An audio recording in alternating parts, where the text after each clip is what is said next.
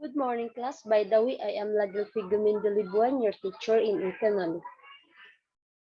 But before we start our class, let's pray first. Miss Lagunday to lead the prayer. Thank you. Our topic for today will be the division of labor.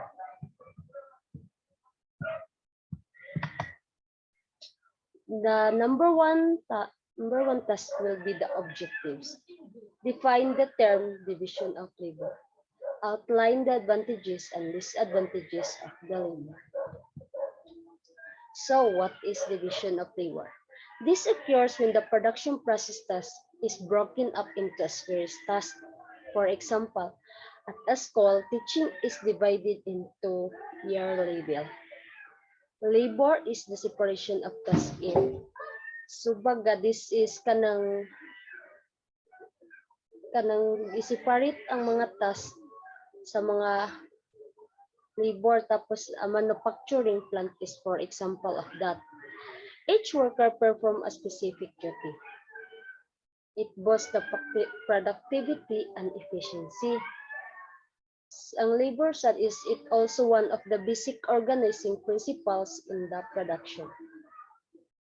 Understand, class? Okay.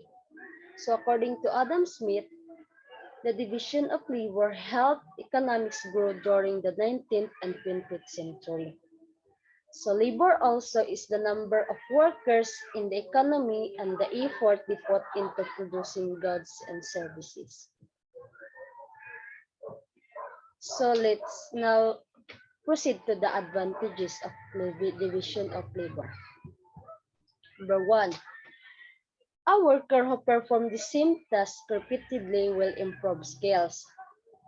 So it means that a worker becomes competent when practicing the same time.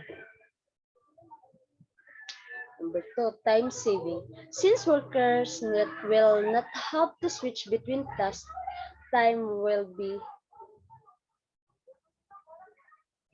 like. Number three, work can choose the task for which they have the greatest ability. This means that there is a greater efficiency in the allocation of human resources. So number four, this use of machinery becomes possible which and be utilized for a limited range task. 5. Output will increase over time. So any question in the advantages of division of labor? Okay, thank you.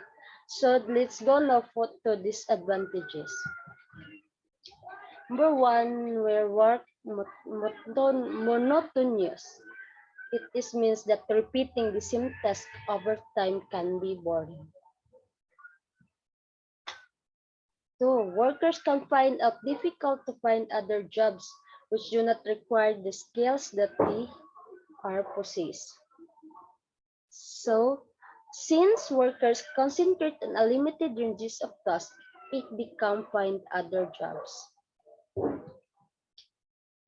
The worker loses pride in the finished product since he or she just a part of the process.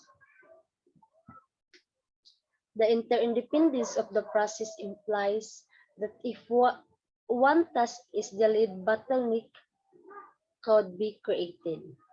It means that if a machine breaks down at a particular task, the output of task prior to that will not further process.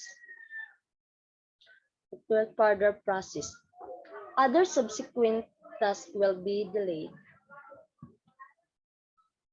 So here is the division of labor examples. Big businesses. Big businesses tends to have several different departments that in the specific area.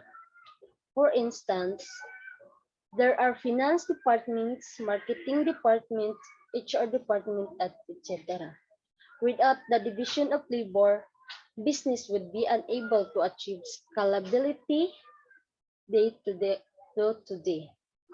Just imagine The Walmart CEO stocking shelves, serving customer as well as making investment decision. So house building. When houses are built, someone need to plumbing, plastering, fitting, and electrical work. So when a new house is built, such a specialist focus on the specific task. Understand on the topic of example of division of labor. Okay, thank you. So let's proceed now to the conclusion. Division of labor is no doubt attending with a number of drawbacks. The advantage certainly outweigh the disadvantage. The evils can be minimized by shortening the hours of work and providing more leisure to work to the worker. Understand, class? It is sabotable naman siguro. So let's proceed now to activity. Number one activity would be, what is the division of labor? Number two will be, give at least one example of advantages and disadvantages. In your 1/2 sheet of paper, please answer this activity. Okay, thank you for answering. May I pass your paper to the front? Okay, thank you. For your assignment, review what we have discussed this morning, and we will have an oral recitation next meeting. Understand?